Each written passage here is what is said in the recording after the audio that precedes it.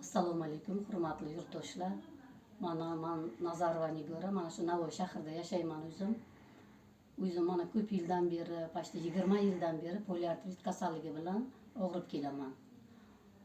Shu yaqinda bilib qoldim.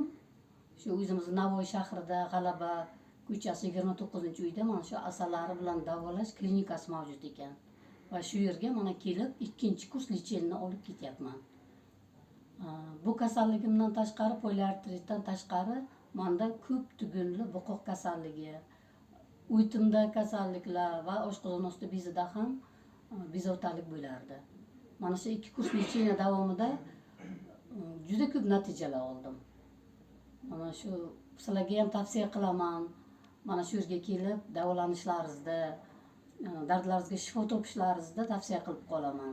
Chunki bu nimada lecheniyalar davomida faqat bitta kasallikda emas, hamma dardlaringizga davo topasizlar. Har bir insonda yallig'lanish, shamollash bor. Shu uchun barcha kasalliklaringizga shifo topasizlar. Mana shu yerda bizga xizmat qilganlarning barchalariga rahmat aytamiz.